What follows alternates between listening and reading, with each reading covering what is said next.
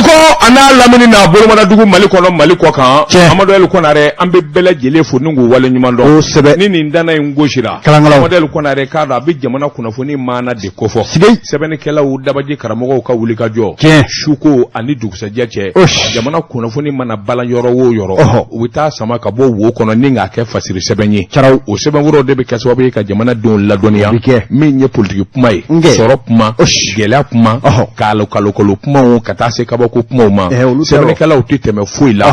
b'a bɛɛ lajɛlen k'a ni n'a sɛbɛnna ka ban dugu maa jɛ Amadu El Konare k'a don sɛbɛnfura kuma dɔw la den 50 kuma dɔw la den 60 anw b'a ta k'a tɛndɛ kunnafoni minnu b'a la ni a bɛ anw yɛrɛ ɲɛna k'a fɔ o kunnafoniw ye wasakɛ an b'olu de di lamɛnbaaw ma Amadu El Konare k'a dɔn anw ka ŋɛnaya tɛ an ka cɛya tɛ sɛbɛnnikɛlaw olu de ni foli ka kan sabula olu ka baara an b'o de da yeelen la Amadu El Konare n'a ma ɲɛ k'an sigira kɛnɛ in kan k'an bɛ baara kɛ sɔgɔmada in na i k'a dɔn ayiwa min ye Amadu Jakite a n'a ka kalandenw garilen bɛ ɲɔgɔn na u ka ca sabula Sylvie hakili ale de bolo bɛ nɛgɛ la kosɛbɛ o kuma k'i tɛna ku cogo dɔn karamɔgɔw ye cliché min k'a da a kana fili n'a ye yamaruya di Konare anw b'an gari kunnafoni kan bajaw naam jogo bɛɛ lajɛlen bɛ da solimaden la ko f'a bɛnna kɔɲɔmuso ka sɔrɔ n bala cogo bɛ di bi Amadu El Konare Amadu El Konare n bɛ n bolo bɔgɔ ka don n bi bɔ ni sɛbɛn ye sɛbɛn min n'u k'a ma le nouveau réveil min ye sɛbɛnni kɛbaa ye a tɔgɔ de ko a Jalo ko di fulakɛ ko a ko min ye Mali ye sigi kelen don ka jamanakuntigi 3 kɔnɔ ninnu bɛɛ lajɛlen ye CEDEAO a ɲɛmaaw ye nakun kelen sabula bɛnka a n'akila min bɔrɔtɔra u ni ɲɔgɔn u ye ɲɔgɔn bɛ min kɛ ayiwa min ye Ameriki jamana ye a dunama in kama I k'a dɔn min ye tubabu faama ye o fana su ale kun d'u la gɛlɛya in kɔni barika bonyana sɔrɔdasi cɛ 46 minnu bɔra Korowari n'u nacogo ma dɔn u nakun ma dɔn Mali faamaw kɔni ye tɛgɛ da u ka ko bamanjuw don I k'a dɔn mercenaires don o kuma min n'o bɛ senna min ye ayiwa Alassane Dramane Ouattara ye a kɔni dar'i choix I k'a dɔn a tɔɲɔgɔnw na n'o ye farafinna président maa 3 ye u kana Mali la ka fɛrɛ kɛ ka se ka a ka cɛ 46 in u wɔgɔbɛ ka bɔ Mali faamaw bolo sɛbɛnnikɛla ko a ko in kɔni a dulonnen bɛ sabula mankan barika bonyanen bɛ min ye wulikajɔw ni jateminɛw ye I b'a ye k'a fɔ ayiwa Nations Unies ka kɛnɛ kan farafinna masakɛ minnu bɛ yen u fana y'u damata ɲɔgɔn ye kɛ ɲɔgɔn ye in senfɛ bɛn kɛra kan ni ka ciden gɛrɛngɛrɛnnenw sugandi minnu kɔni bɛna Mali kɔnɔ n'u man ka dɛsɛ Mali faamaw la I k'a dɔn Korowari sɔrɔdasiw u bɛ se ka bila cogo min na Sénégalikaw ka masakɛ Macky Sall min ye Ghana président ye Nana Akufo-Addo ka taa se Togo président ma fɔr Iyasime Iyadema ni maa 3 bɛna da ɲɔgɔn na sa ayiwa Korowari sɔrɔdasiw ka n'u dama kasi sɛbɛnnikɛla ko président Zaba I k'a dɔn Mali kɔnɔ I k'a dɔn maa t'a dɔn a ko bɛ taa wolo min na sabula CEDEAO kɔni kun ye wulikajɔ caman kɛ u ye jateminɛ caman kɛ Korowarikaw n'olu kun ye kuma caman ani kuma bana mininen fɔ min kɔni ma taa Mali faamaw jimi sira fɛ sabula min bɔra Mali faamaw fɛ o de ye maa minnu kɔni n'an y'u minɛ an ma bi u kan an ma bagaw ma u nana avion 2 la kelen hadamaden b'o kɔnɔ kelen bɛ ka marifa kelen bɛ k'o sɔsɔ u bɛna jamana min kɔnɔ jamana in da y'a yɛrɛ ye n'i ma ɲɛ k'a fɔ sigi la I bɛ taa jamana wɛrɛ la nin nana cidenw I bɛ ɲɛfɔli de kɛ walima sɛbɛnfura bɛ da u kan u nakun ye min ye o bɛ dɔn u k'a dɔn ayiwa maa sugu minnu don o fana ɲɛ bɛ fɔ n'o ma yaala fo ninnu kɔni nana cu tɛ jasa n'u minɛna sɛgɛsɛgɛli de bɛ senna Mali faamaw kɔni y'a jira k'a fɔ nin tɛ mankanko ye u b'a fɛ ka ko in bila bolo min kan o de ye I n'a fɔ u ko min ma to a kan na min ye conflit diplomatique o yɔrɔ tɛ jamana ni jamanaw ka fɔ ɲɔgɔn ko o yɔrɔ tɛ nin ye min ye maaden nane bi kan n'a bin'i kan I b'a kiri sariya b'a minɛ a bɛ sariyaw ka bolo de kan n'o n'a ɲɔgɔnna bɛ senna n'a ko a bɛ taa nin ɲɔgɔnna koba ta ka don fɔ o y'a kuma wɛrɛ ye nka an bɛ don min na ko bi sɛbɛnnikɛla ko Mali kɔni ye jamana barikama ye jamana belebele don ni maa 3 ka nani a fɔra Mali faamaw ma ba u ka nani ma sɛbɛnnikɛla ko ayiwa dɔw yɛrɛ kɔni kun ye alamisa de fɔ nka nin kɔni bɛ o kumaw kɔni an ka maaw tɛ ma sɔn o ma o tan d'an bolo sini voilà nin ko in kɔni bɛɛ lajɛlen kɔni b'a dɔn Côte kɔni bara k'i dama kasi nin président saba in waasa u ka se ka na a sɔrɔsi cɛ 49 ni ka bɔ Mali faamaw bolo nin kun ye sɛbɛn ye an ye min bɔ nouveau réveil kɔnɔ a ka bi bɔli la n'u nana jɛlenya fɔ an bɛ sɔn o bɛ ɲɛ nka n'u y'a dabiri u bololangolo naam karamɔgɔ de b'a tugura kunnafoni sɛbɛn info matin sɔgɔmada la kunnafoni fulakɛ a ye sɛbɛn kɛ fulakɛ ko don bɛ ngana si man ca a ko i k'a dɔn jɔnni tun b'a kalama ko farafin jamana na sɔrɔ ka t'i jɔ min ye diɲɛ seleke naani kɔmɔbulonba u ka ligeligeba sanfɛ a tasa da yira i k'a dɔn u ko minnu ma ko intouchable diɲɛ yɛrɛ bɛɛ lajɛlen bɛ siran maa minnu ɲɛ u dɔnnen don ni sɔri ni senkɔrɔmancɛ ani k'a dɔn maa janfa ye awa i k'a dɔn k'a fɔ wa ko Mali y'a kɛ ko kura dɛ ni hakili b'a la minisiri ɲɛma min ye k'a dɔn dɔgɔtɔrɔ Sogɛli Kokala Mayiga salo min ye nin waati kelen ale kɔni taara Mali ka bamanan forokiyaba b'a la a bɛ u ko a ye tɛgɛrɛ fɔ Mali minisiri ɲɛma bɛ na bɛɛ lajɛlen kun dabali bannen don Sogɛli bɛna mun fɔ nka a nana discours kɛ k'a ban yani tubabu bilen ka taa se ɲɛcurunakaw ka maa minnu bɛ yen bɛɛ lajɛlen da wa ale de tora Mali ye munɛ bɔ i k'a dɔn a kɛra tɔgɔba ye sabula karatu ani k'a dɔn zoɲaliba minnu ni bingali minnu bɛ yen ni diɲɛ sebatigiw b'o kɛ anw na a bɛɛ lajɛlen Guinée warakara k'a da kɛnɛ ka taa min ye san kelen o kɔfɛ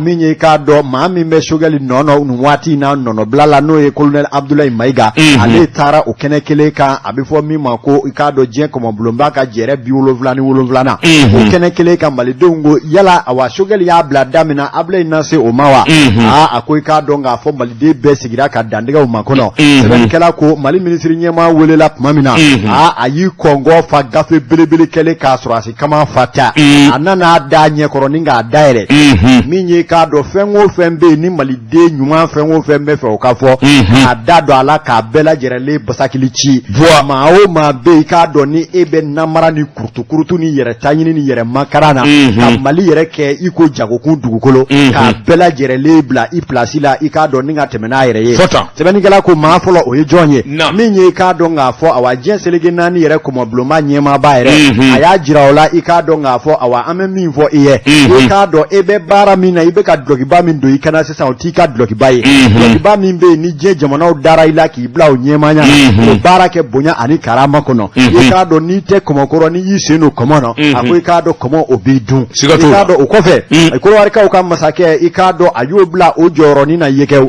sabula a y'a jira o la k'a fɔ maa o maa bɛ yen n'o jabajɛlen i k'a dɔn n'o sen tɛ kurutu ko foyi la o de bɛ se ka bilasirali ɲuman di anw ka malidenw ma wa anw b'o lamɛn nka maa min bɛ yen i k'a dɔn i nɔgɔn bɛ i lafini nɔgɔn bɛ sensabara nɔgɔn bɛ e k'a fɔ k'i bɛ nɔgɔ kuma ta ni k'o ɲɛsin anw ka jamana ma a ko i k'a dɔn k'a k'a ta to a kɔnɔ maa a bɛ se ka leçon di anw ma Alassane ale kɛrɛfɛ tɛ ni i k'a dɔn awa Nigérikaw ka Bazoum i k'a dɔn k'a fɔ a y'o suguya yɛrɛ bɛɛ lajɛlen ta ni k'o f'o ye dakuruɲa kelen maa o maa bɛ yen i k'a dɔn ni e yɛrɛ ye maa nɔgɔlen ye i k'a dɔn e bɛ fɛ k'i yɛrɛ cogoya ɲini anw ka jamana kan min ye jamana ɲɛden bɛɛ lajɛlen cogoya la colonel Abdoulaye Mayiga a taara tasa da yira sɛbɛnnikɛla ko min ye k'a dɔn awa nin ye maliden ŋunanfa fɔ k'a kɛ u ye jɛrɛ kɛrɛnkɛrɛnnen dɔ de sigi maliden de balila ka poyi fa bɛɛ lajɛlen fɛ ko fɔ de ka taa i k'a dɔn nin masakɛ cɛba in kunbɛn min bɛ n'a taara i k'a dɔn munɛ bɔ Mali la k'an nakanlɛ ni ka nin kura fiyɛ an na o kama kununko maliden bɔra Mali fantan ani naani bɛɛ lajɛlen fɛ cɛkɔrɔbaw musokɔrɔba denmisɛn ani maaba a y'i kunda i k'a dɔn pankuru jigi kɛnɛ kan sɛbɛnnikɛla ka fɔ la i k'a dɔn awa nin yɛrɛ ɲɔgɔn kunbɛn kɛra bonya ni karama min ye jamana kuntigi colonel Assimi Goïta pour la toute première fois maaw ye a ɲi wɔɔrɔ ye fiɲɛ la kununko sabula a yɛlɛla k'a sabu kɛ nisɔndiya ye jamanadenw a y'u kafolen ye ɲɔgɔn kan u b'a la ka jamana kɔkɔrɔ a ko ale yɛrɛkun tɛ u b'a la k'a kɛ jamana min yɛrɛ kama i k'a dɔn o y'ale ka nisɔndiya yɔrɔ ye o tuma min ye minisiri ɲɛma a kunbɛnni ni jamanalahaw ba fɛ a y'a ka nisɔndiya jira i k'a dɔn ka sɔrɔ ka na ci kɔmasegin fɔ jamana kuntigi colonel Assimi Goïta ye minnu na u ko foli u b'a di jamanadenw ma u b'a fara ɲɔgɔn kan na i k'a dɔn ko olu bɛ nin fɛn o fɛn na i k'a dɔn olu tɛ yɛrɛ cogoya ɲini olu tɛ foli ɲini u bɛ min ɲini jamanadenw ka bɛn da kelen munɛ min bɛ anw na san ba yirika o ka bɔ an na k'a dɔn k'a fɔ Mali bɛ se ka bonya i ko laada kɔrɔ Mali ka hakɛ bɛ se ka to a yɛrɛ ye i b'a fɔ ko lawale ko y'olu ka nimisi wasa ye a bɛ kɛ ten kunnafoni filɛ an ye min bɔ info matin kɔnɔ a ka bidon bɔli la Amadou Konaré ni safinɛ nɔgɔra fɛn wɛrɛ tɛ safinɛ jɛ safinɛ yɛrɛ kɔ Amadou Konaré n bɛ n bolo bɔgɔ ka don ni ka bɔ ni sɛbɛn ye sɛbɛn min n'u ka kama le nouveau réveil sebeni keba ikado faranyanga ali sago aikado ale miye coordinateur programme jigi semejiri amodel ko na rekado kuna funi tara ku segere ni sebe vura 20 minye nouveau réveil ikado uyuka jabidi jabi mi ani semenekela kunye mi zebe ikado bi nyon zebe koro yelema sabla utita fagile ve hali joni ni favorima mi ni tie boledu amodel ko na re ni dada ka alaba bi ki bolo fiye ako olu be semenekela njabi mi nye le nouveau réveil aye semeneke olu ka septembre ko kletani nani temene na kuna funi mi na charna fa bele jilela jigise me jiri yere chekeda mi nye ikado hine chekeda ani makari chekeda deme tali ninga nyeshi sabula banajugo mi nye nyami no covid 19 olu segero ode kama usigile ukama ukanga buliga joke ka demenda kama usegere maminu be jamana kono ni setu ye dabalitu ye walma ikado siginjera ma ikado ubo buluka ako ulubo bara minna jamana yi ikado awafanga ka bu kosobe bara minu bala fanga ka bu kosobe sabula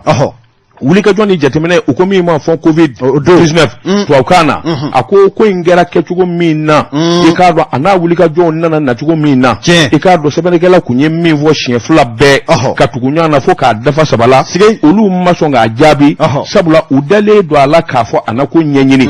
iye fenge mana chien kele flana sabana ndafarala akikado ulaba obemi no fe fu kungo nyenyini saka famyalike dokera ako makulu mana kafo na fulu kasabi do de tunune du bolo mami nyenye manye miliyar bisa basifa wari yalla mo bisika kechugo dina jamana mi na biko mi mali ma bisika miliyar bisa badu jamana ngona ki sigi wa tali akuni yo kota ka laje abi geleya ako projet jamana ka projet glalendu jamana mi ni oye mali o ka projet glalendu bank mondial ale débat dula ani mali gouvernement a miskara jarati doroma kele na bibo amata bana wulika jo sabla to wardu amodel ko na Ricardo anye de binyini wa anye de bifo ma kelen dise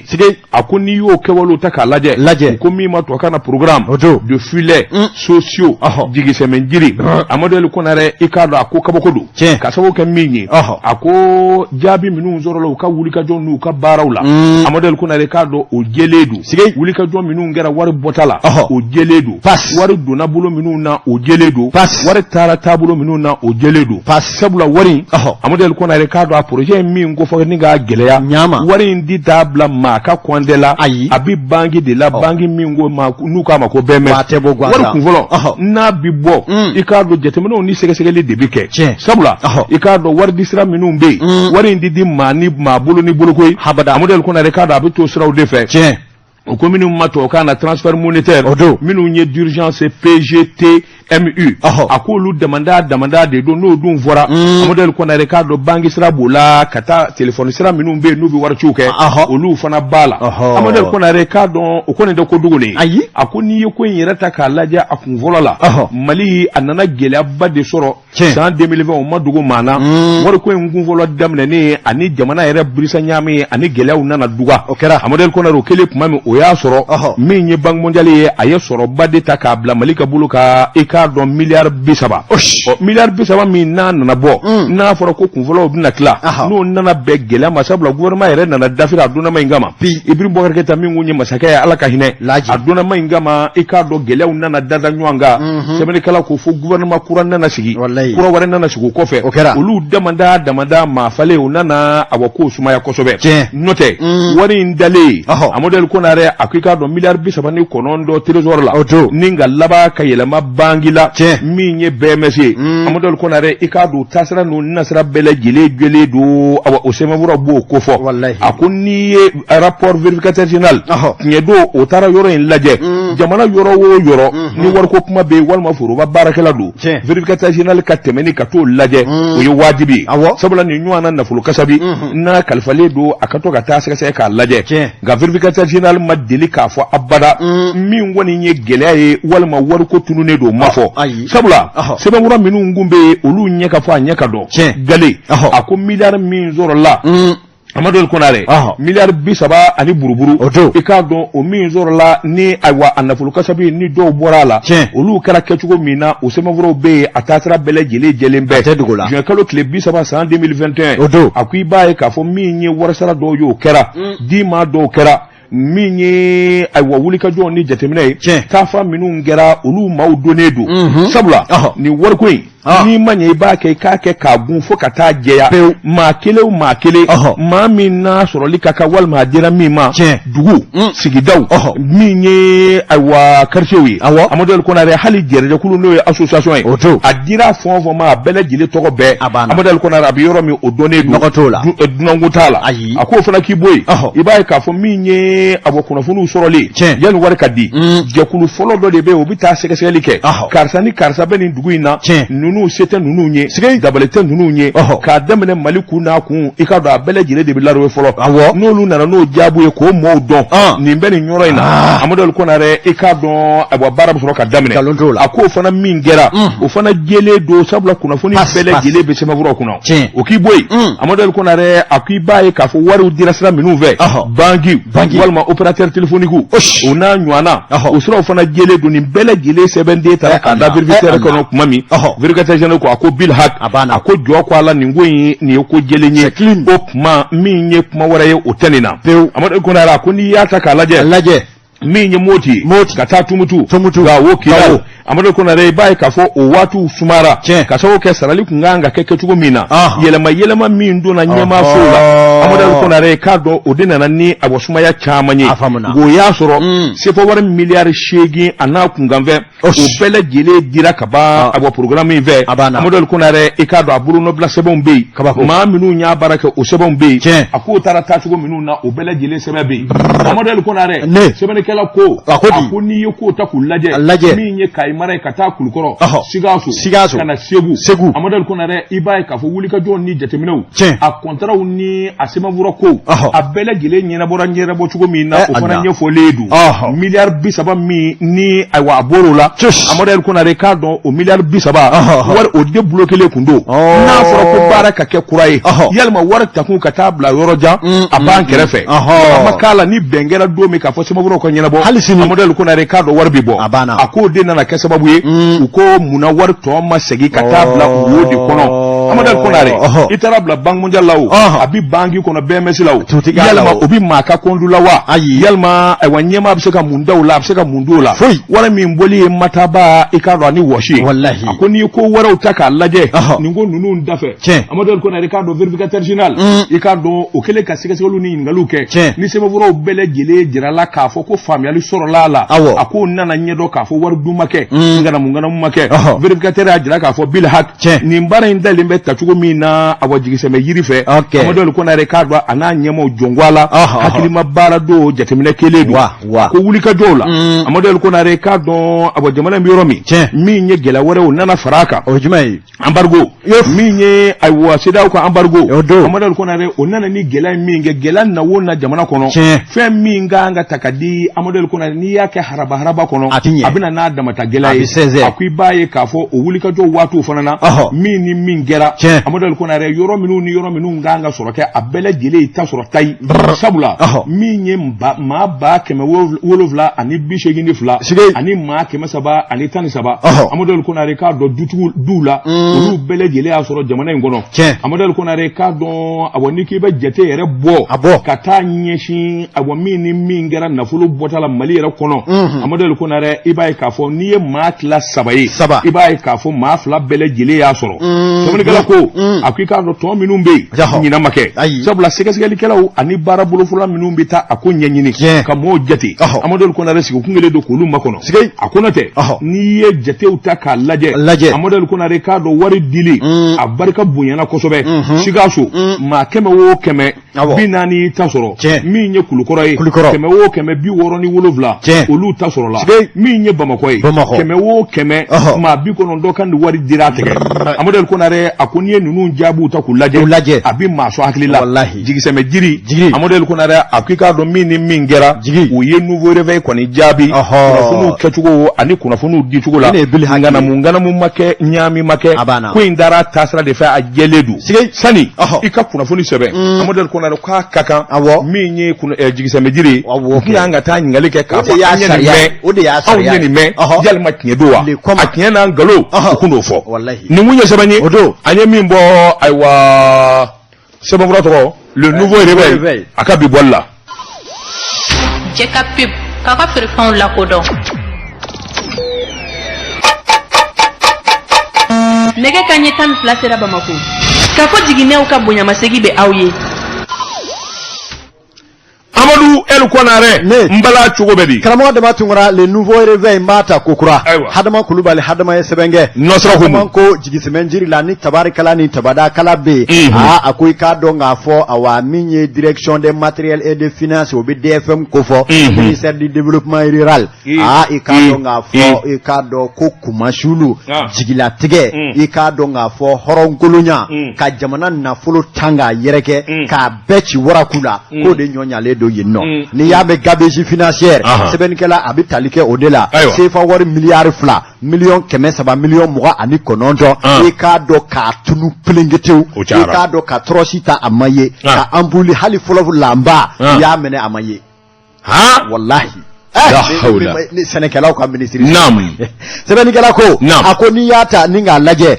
akoy ka do nga fo mali ango ko yuruku ni ngam mu ani bamanyingurunya ko ka kele akoy ka do nga fo ni ma do be nolu save la ma tege taru ka ko goro mali ko ansu lenga bonga amatama jamana famo be chesiri ani wulika job bela jerelela shinkomona shinyana ani ka je ugere niko jema dongo do jamana bise ka ire soro chiko mina kadri do de be popa poni holuko halaka ka ikado oluka o effort no chesiri bela jerele tanga yereke ninga ke jinogoro bu sebeni kala ko obise ka famu chigodi ako minye ikado nga fo awa ne ka fo e daba ka fo mau ka fo ni be politique kuma e ga jamana ere danaya da ikado bureau belebele be minga no e bureau du vérificateur général ale ka sekeli bela jerele ke ka batay ka fe boko to ko galomo lawa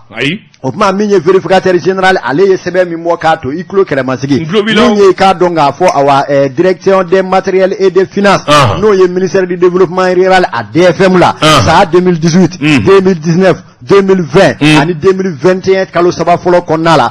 karamo daba tungura ka do na folo de joli fono ka do ka wuyo ka ke bajila ka do musaka fon fami bo jamana ka wogande bakono ko ka do sene na wasa senekela obise ka sene mineso ka nogo soro ka do bivalo ana to bela jerele soro nogo yala ka do ku yu se do na folo la ka bela jerele tanga yereke pau ka do ninga temeni uyereye sebeni kala ko ni ya soro bangi tunye ni DFM ye ya soro bangi chirapo ni ya soro kenyere ye chageda tuno no ma ba soro ikado hala biro abela jerele chira o nga minye ikado DFM nunu me ministry so mununa abela jerele kan na fulo de bibo jamana ka wagande kono jamana be kan na fulo kuku ay jamana de wunlara we nai olu yere be ka che ninga kuku ku jufa ufa fu be furuki abaw kala juga tani sababe mina uba ka kono unuma anu bolo ninga tani uyere sebeni kala ko fe mingara aflen yede minye ikado nga fo segesegelu bunanguka abifo mi maikado awa vérificateur général utara laje na fulo mi tununi plengetew sefa war milliard fla million keme sabani million mwa ani kononto wa keme ani wa mwa ni nani ani buruburu ikado awa sebeni kala ko ninu tununa sa sira jumeni jumen vede ikado uye kalo kelen bayangota ubeka segesegeli demanda goshi ikado ni njakela nununa kuma de soro la ka vo dawa sebeni kala ko awa fe munube no jatemene na vérificateur général fe o folofle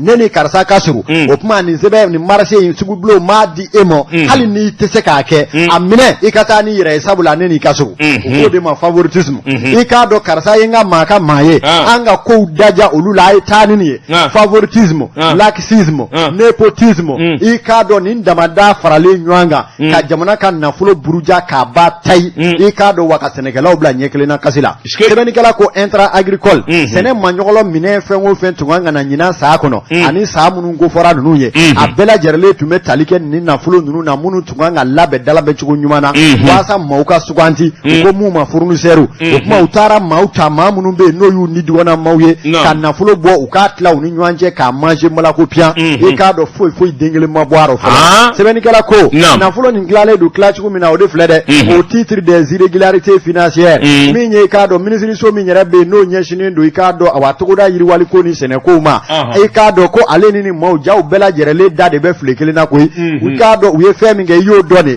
kasinga ma do be ka fo ko bara do kera kan nafolo ba bo ka di oluma ka soro bara ere hala brigade volomada u ko de mo to bukala travaux de construction non exécutés pour un montant de plus de 145 millions de francs CFA million keme million binani ani million duru ko bodoro ka odi ko nimbara ingeraya ka soro hali adugolo machine o manye nam o yekeleye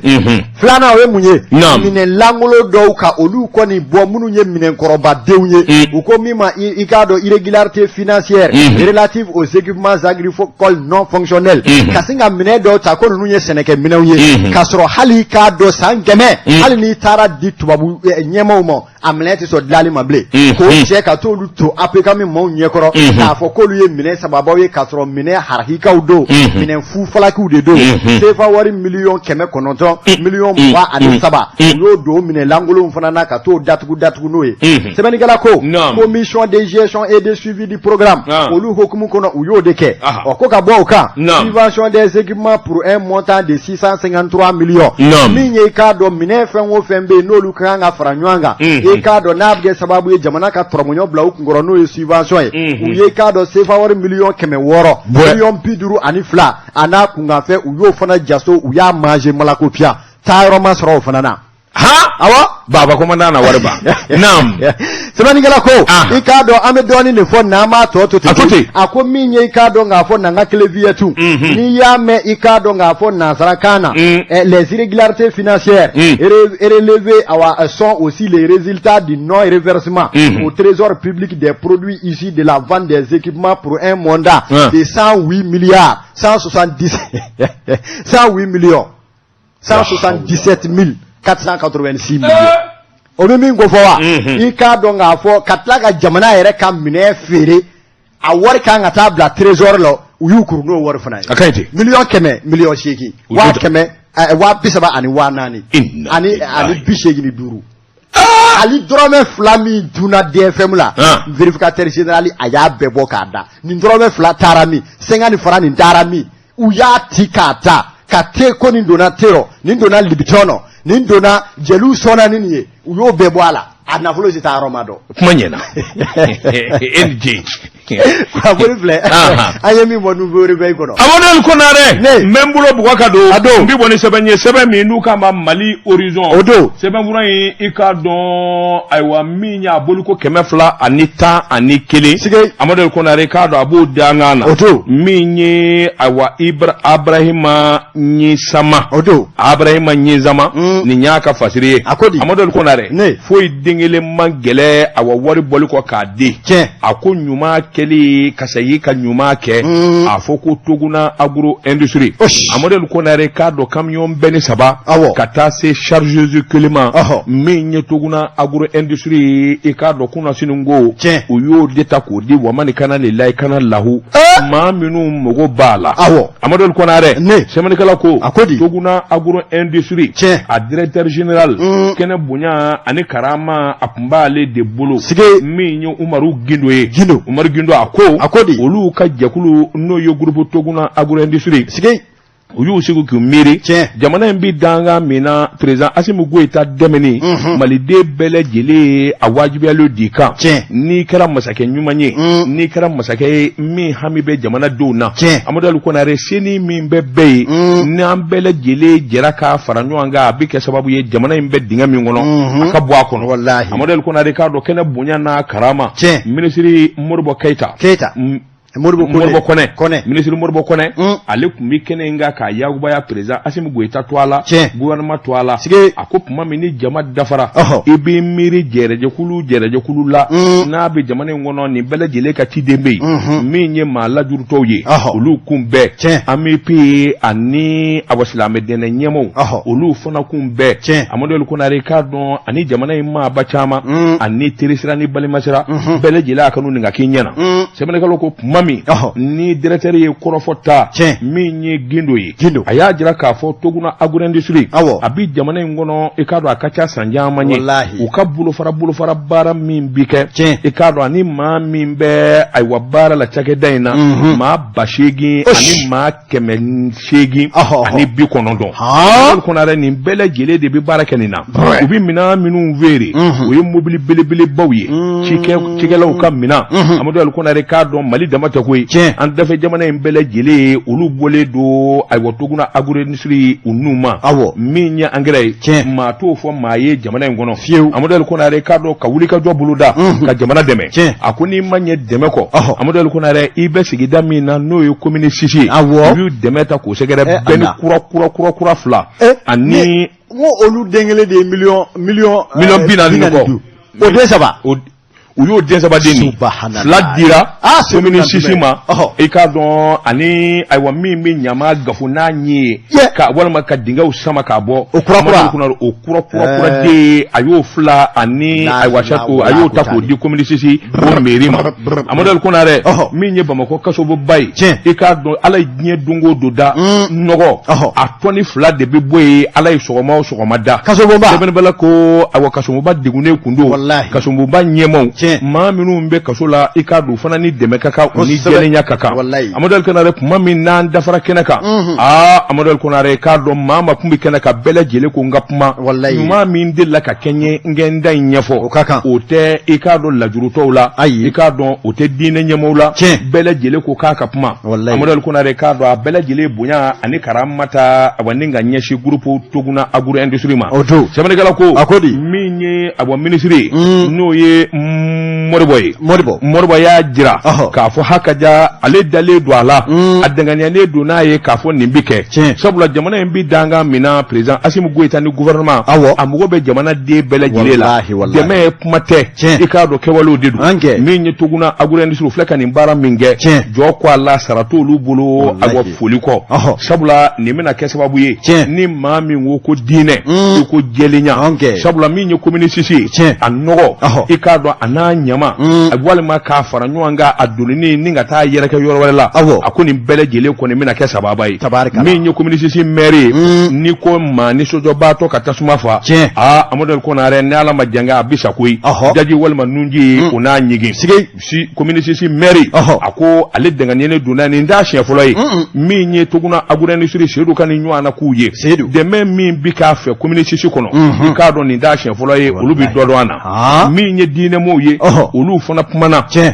minye awo misiri minu be community sila aye wuli ka joni deme minu nge lokoliso jow madrasa jow modelu ko na re katase misiri jow ma olu dasero ma sira wolo vlambi joni mina ko be obekene kundo ayolu bele jile gla kana lela kana lahu kamane kala ko akosila dama douala olu ko utaye dugowiye amodelu ko na re ikalo la juruto minu be olu kumana katase ma warema kamane kala ko akomi joni mina ko bi amodelu ko na re kadon ni manye ku ikara naye wal may kara fendigi amodel ko nare fon ba asuma harama dela o ye nyumanya inde manya dun de kotige ningunye sebanye anyemi zalo ninga bo aywa mali horizon kono akabi bolla mi ci sedu nantumema va lui dire que au nom de toute la population de Beledougou on lui donne 10 hectares à kata usini jo Beledougou aka engrais bo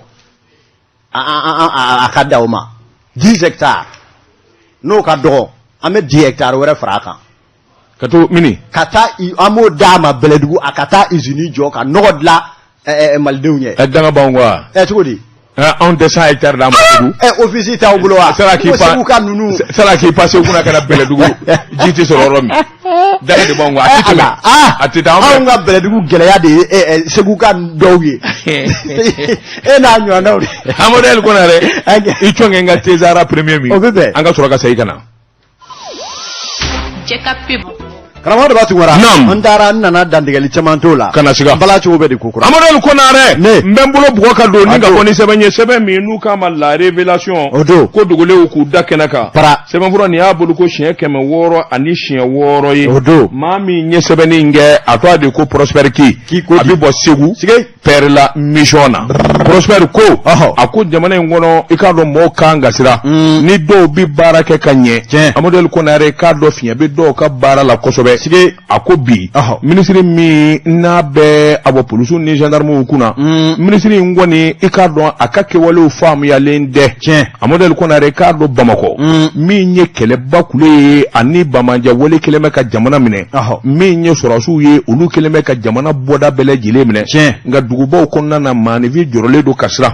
Amadou Konare bɛnkanjugu ani janfanjugu de dabali tigɛlen don min ye bandi misɛnninw ye ani bingali kwalew Amadou Konare k'a dɔn o tuma lakana tigilamaw dun i k'a dɔn u ye baara caman kɛ ka kalan caman kɛ Amadou Konare waasa Bamanja wale ani bingali minnu bɛ kɛ duguba kɔnɔ olu bɛ se ka dabila nka Ala ye diɲɛ don o don da i bɛ kabako kuma dɔw de mɛn Amadou Konare bi ko dɔw mɛn an kun bɛ minnu baro mɛn k'a fɔ nin kɛra nin jamana in na nin zɛn bɛ Mali yɛrɛ kɔnɔ bi a kow ka ca maanifin kamana ganna lakana tigilamaw kɔni ka kalan walima minɛnkow tɛ yalima ɲɛmaa yɛrɛ min bɛ yen yalima maa de tɛ sɔsɔli kɛ o yɛrɛ de ka ɲɛmaaya a n'a ka dabali tigɛ la wa sabula Amadou Konare ni ye Bamakɔ ta k'a lajɛ bandiw yɛrɛ dama min ye marifa ye ka taa se jele ye ani bese ma Amadou Konare ko dɔw bi tile ka hadamaden babali n'o de ye su man di tile yɛrɛ man di Amadou Konare a ko n'i y'a ta k'a lajɛ bingani jugu i k'a dɔn min ye kabako ye min ye moto jakarta ye Amadou Konare k'i fa a nɔfɛ kɛnɛkolo jala ka su t'o la tile t'o la o yɔrɔnin kelen o k'i bɔ yen min ye adamaden yɛrɛ de ja tigɛra adamaden sarala duguba kɔnɔ Amadou Konare k'a dɔn ayiwa u dun dɔnnen don koyi u bɛ yɔrɔ minnu fana na caman kɔni ye dɔ fɔ a la a tɔ de tora sa ka t'u minɛ Amadou Konare nka u bɛ nin kɛ bi o dugu ma jɛ u bɛ kabako wɛrɛ kɛ min ka jugu kɔrɔlen yalima bɛ se ka kɛ kɛcogo jumɛn na minisiri in bi sɔnna de la wa yalima a bɛ mun na a tɔ a ye de dɛ cɛ jɛman in général de brigade Ali Mohamed Daoud Ali Mohamed général tɛ kelen ye Amadou Konare ale dun nana sɔrɔ min ye jamana in ye lakanako la baara caman kɛra groupement mobile de sécurité GMS groupement d'intervention de la gendarmerie mobile GIGM Amadou Konare k'a dɔn brigade spéciale d'intervention de la police BCI Amadou Konare a ka ca nin cakɛda belebelebaw a kalannen don u b'a baara ɲɛdɔn Amadou Konare nka ni ɲɛmaa min n'o kan ka baara boloda aw k'a kɛ tan aw k'a kɛ tan a t'a ta Amadou Konare k'a dɔn n'o t'o dɔn bɛɛ i k'a dɔn u bi to ɲɔgɔn kan ayiwa min kɔni ye laɲini ye n'o ka di jamanadenw ye i k'a dɔn o bi gɛlɛya min ye minisiri ye générali Amadou Konare k'a dɔn a ka dabali man ja a ka fɛɛrɛ ma bon Amadou Konare n'o tɛ hali kɔsa in na i b'a ye k'a fɔ ACI kɔnɔ dɔw filɛ de ka sin ka mobili boli ka n'a jɔ cɛ jɔlen la a taalen 25 ta banque kɔnɔ k'a bɔsi a la kɛnɛkolo jala kan Amadou Konare ninnu bɛ se ka kɛ jamana kɔnɔ cogo di sɛbɛnnikɛla ko wa kɛra yɔrɔ min na ani lakana tigilamaw cɛ yɛrɛ man jan hali dɔɔni wa min kɔni ye u k'a kɛ ka tunu i ko to bina nugula Amadou Konare k'a dɔn a si ma kɔlɔsi ye sɛbɛnnikɛla ko nin ko damanda bɛ hadamaden dusukolo tiɲɛ min ye ayiwa hakilinaw ye bingani walew suyani walew Amadou Konare k'a dɔn duguba kɔnɔ maa kelen o kelen bɛɛ ni marifa de bi yaala Amadou Konare k'a dɔn minfɛnjugu min bɛ maanifin keleku o kɔni bi fa bɛɛ lajɛlen la wa a bi feere hali tilegan dere fɛ Amadou Konare k'a dɔn waati dɔ sera sa min kɔni ye jamanakuntigi ye Assimi Goïta a ka wulikajɔ boloda joona min bɛ se ka min kɛ min bɛ min dɔn Amadou Konare k'a dɔn olu ka fara ɲɔgɔn kan sabula an bi jamana yɛlɛmani de nɔfɛ an ko min ma ko Malikura tɛ se ka taa i k'a dɔn salibaatɔ baara la walima di baara ɲɛdɔn maa ma b'a la n'i t'a ɲɛdɔn maa ma b'a la i k'a dɔn n'i ka wulikajɔ man deli Amadou Konare e nin kan ka bɔ a la a bɔ minnu b'a si dɔn k'u wele n'o tɛ i ka générali Amadou Konare i k'a dɔn an fari fara kosɛbɛ i tɛ nin ɲɛdɔn n ɲininka ko mun bɛ Bamakɔ kɔnɔ lakanako la mun b'a la e yɛrɛ m'a fɔ ko sɔrɔdasiw kalanbaliya tɛ wa finitigiw kalanbaliya tɛ minɛn dɛsɛ tɛ e ka du kɔnɔ dutigi bɛ se ka jigi cogo di ka taa hali sugaro taa na sa o t'i ka baara ye gɛlɛya min bɛ lakana ko la la population ne collabore pas e m'a fɔ ko marifa bɛ maaw kɛrɛla ka yaala marifa in tigi bɛ jɔn ka du kɔnɔ a t'e ka du kɔnɔ wa ayi u kɔni bɛ dɔw ka du kɔnɔ ne t'o dɔn u bɛ dɔw ka gɛrɛ na tɛnɛ ka du kɔnɔ ni marifa bɛ min ka ko population ka collaborer an ka finitigi ninnu bɛ si baara la u bɛ tile baara la nka karamɔgɔ de b'a tunkara hali n'i ye dɔ marifatigi zo gɛn n'a y'a fili dɔw cɛ ma i bɛ maaw ye k'u ɲɛ ŋanagana ɲɔgɔn na k'a kana fɔ polisiw ye n'u ye nin minɛ u bɛ nin kɛ tan maa mun bɛ k'an faga don o don il faut que la population collabore. Amadou Konare Amabawa Amadou Le Konare mba don i ka du bi kati nga nda do yi avocat yi nyama sebe bi mais min do mi ko no da ministre mi vle ngoni tu e fenga garde corps de joni atete wa jume abora ko yi kanato yoro la de bi dodo la de abora dodo la kana ko la ouais base ibolo do aga bo ko population ka collaborer kuna fondi sebe Mali horizon ma min be ikado no Umar Konate fasiri Umaru yesebenge Umar ko Malika yerema horonya sambioro ni flana anyana mayana dugukolo infanda nani bela jerele fe alo jamana wore munun be ni Maliko ka bouma ikado uya nyana maya akonga minye Bamako Mali fando betemene ko baningo kaw olumato ko ni dun ye baningo ke ni ye baningo ko fo olu fana garsige do medena ina fo dogono dugu ka sedu nandume o de honorable Mamadou Jarasuba sebenigala ko akwa me doni mina iko bi jamana de bela yerele ka kafonyon ka ikado autour de l'essentiel ni oye Maliko ye ikado ale ko ni sara ka baningo kuru kara bela yerele fara nywanga ni kata fara autorité munumbe no gouverneur ni préfet ana nyona be ka je ka jama ke kelenye ku bolo bla jikelena ninga se ka ikado nga fo kafonywanga ka hakilina kelen fo Mali nyere bi se ka deme ninga kokoro do ka franjoro fanga de ninga kokoro do ikado jamana ka intérêt ni aka nafa bela yerele kama ikado obara usabatira sebenigala ka fola bende ni kura fiera la nyina Mali fanchama o baningo ka ufe minye honorable anajo anabadu fara la nywanga ninga nyana manya ikado nga fo Mali yere chwala baningo masikika olu fe o minye ayere bange duguye sebenigala ko yenno mi metalike masigina no gandugula bora ka cheya ikado ku fanga fara honorable Mamadou Jarasuba taka ninga autorité u sebe kokoro do ikado chey akapuma manja o ngani kenenga awajibi yara ayida kurunya domodo fo honorable Jarasuba ko akwa me doni mina iko bi puma mandi ale ye dorete ni puma na ni kapuma mafamu wali mai bi puma mi fo ni chedo abidigi mununa bi kapuma bo amine kono ka bla mine wora ko note abe mi fo Mali ye bi ikado kanga autorité u finitigila ka munu me fangala nu jenyo ku deme bi o te anyere kun kelengele ka soroide o ye ku deme jamana yere ka kunawolo deme ikado jamana ayere ka yere soro ako ni ye demsani munu be bi nu ye fanga jaso ako ni yu laje ikado shimimbula anu ka bara keta ako ikado nga fo ni mami tuma ka bara famu imna famu wa enu deme ikado fo ni te jamana kanuba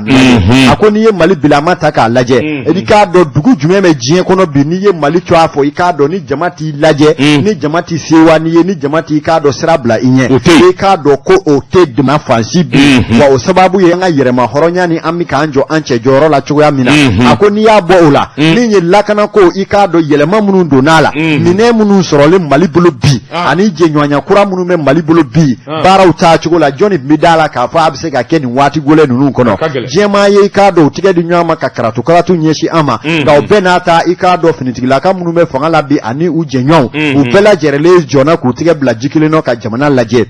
ako diplomatie nazaraka ako Mali kono bi ikado ni ye diplomatu ko fo Mali ka diplomatie ikado na make folo ye atige labanye ikado jamana yere ka dame anaka bunyana ka karama bala ka sigi ama wako be chesiru de ma be wele bla masigi ka ni baningo haka jambali fanta nani bela jerele anga je ka ke musokelendeye ko kora munu mani nyanche ango bla ikado hali nine ka jurube e dabala ngo bla anga jenko anga jamana de laje bi anga tige di nyomo ikado ka ke musokelendeye ko de be mune tobo ana wa an hakili be gole ya fengo fena akara bolo ko lakana ko kalanko kene ya ko fengo fen gole ya be Mali ngono na njera ka tige di nyomo ka anga autorité deme ikado hakili na ka ke kelenye Mali beja fo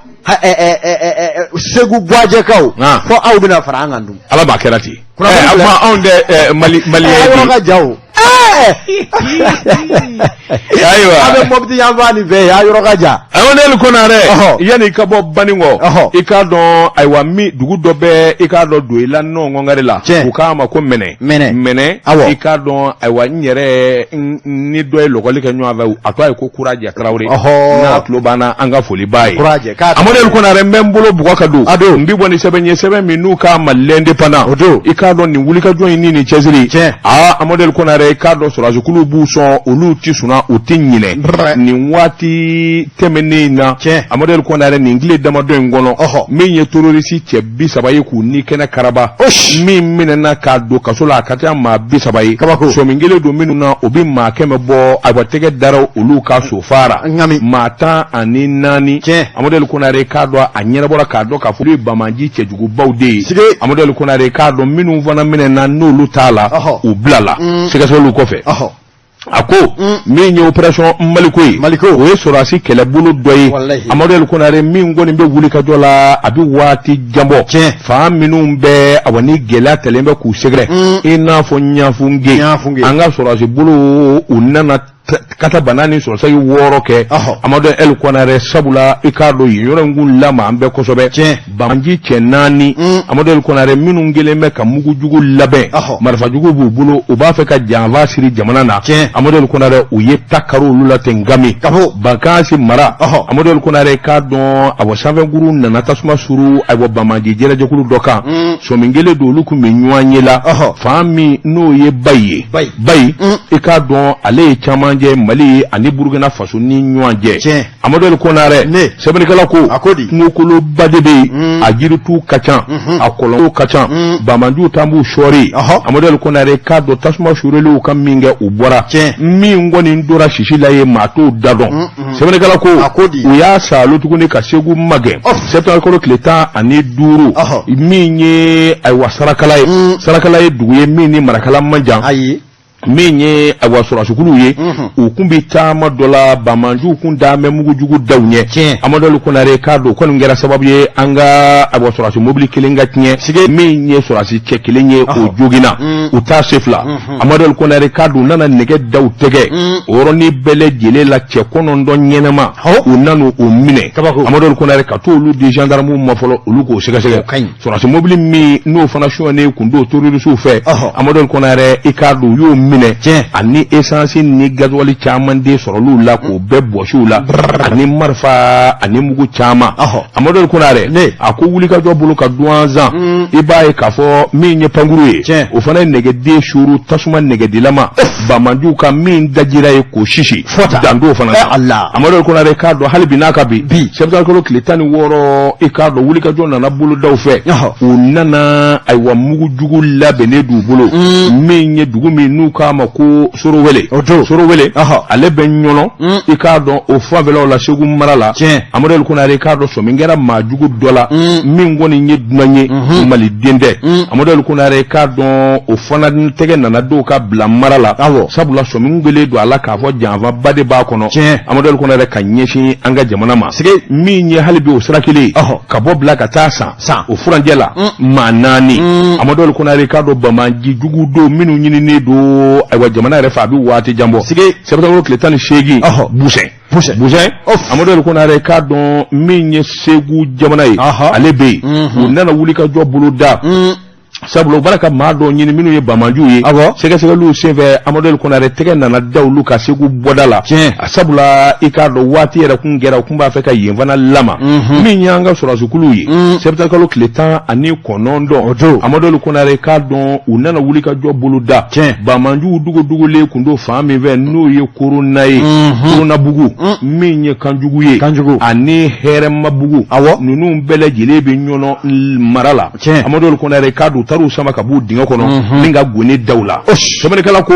abini ka kle damodobo anga sura zukulu kwani ukelembe ka fa bele jile mine mali fandan nani bele jile na ko sai na fana mi nye favela mi no ye sama soso ikado bamaji che wulovla uyo lu da jolila amadol kona le wulika jodo seve awa panguru koni nyala lulu kuna ko luka ko ba ko ni ya taka laje operation gele mali armée che wulovla mine ne kundo mali dona ikado do kungeleme ko lumina ku ke kaso donye uyo wo be ka bu tege Amadou Konare ka don ko lubla ko tu kaso fota akoni ye ko to ku laje ibaye ka fo minye so ko kile muga anikele ba manji chedo be kengana ba atwa ko Umaru bari ka don kona Amadou Konare ka don okungal labe barka ka bu ko sobe sabula so mingele do ala o e madama min ni kena karaba ka do kata fatoma yan 20 akabu ko sobe ni ma minu bi jela ani ma minu vara le do aka Amadou Konare ka do tega daru bele jele ka ku mine ako u ka mine ni seve minye deka minye de aka 47 chargeur duru talki walki katase awa mugujugu be glanu bolo mena minu nye wo be drakula ako armée akilala ka kunafoni dike civil minu mbe sofara Amadou Konare yaro anga jamana ingeme tamashen galo ni namara wallahi sabula ka ko wala ka bonnyana o ye armée ta fanfana ye mawo mabbe ko ya mine no ni de kula Amadou Konare ka do bo o kunafoni fana jeya ako minye nyaworo ikado sekolo klifolo katabla kletani duru la minye jerejakulu mimbe no tabila puluku e flauka awa jerejakulu Amadou Konare ikado ye kunafoni dike min woni ye mabina ni bonyango awa civili ko fara uyo kunafoni di ko kera ketugo mina ani armée re joro minye uyo bela jile fana nyena bo ningo nyefo so fara marala Amadou Konare ikado awa ka damnei katafu awa yoro jam masina ikado katiba de masina olu fanga de kabo yoro la kosobe ani duna do kala jole dula ngami dole mina ko be eko fanga babu la blede foi sabula chetani nani mi ngumara kanyini tege dara ulu ka Amadou Konare ubulu be gendarme ubulu sege ani jatimina singa angoni mi dole mina ko bi Amadou Konare hanni journalisme mo seba aw no foka faraka fe mi mbe ke sababu ye kani ngoy mba ka nogoya Amadou Konare wajibi do ambele jile ka mi ngoni armée ka kunafuni di ka armée deme ni nguye sebenyi anye mi zalo ka bo lende pana kono akabi bolla wati sebe koro sira ni nye kunafuni telinye mi Amadou Konare ikado wati sira mi nye wuli ka joni jetemina ye ikado bala ira sanitaire amba foka walima do jelbula mi nye Tijani Jabi ale Solomane Fofana ka demsen kulu gelenye anga fuli baye ma mi mbala ka fu toro ledu idegu nedu Amadou Konare kado cheya furaduma atwa de ko kiriki ikado furakse do farafin wura mi nye tuwa furakse kiriki abbe sura radio jega fola Amadou Bolo tarkono jegalo jole du ita ande communiquer do ko kala Amadou Konare kado bita ko namba blaya ikado communiquer be nga minye awasiri ni burapele olunu dado alasha nego karafe jondo Sylvie Vartan aka karamugo ba tongo fe minye Mamadou Kamara ye ka kunafoni lase Amadou Konare dabatungara wa salam.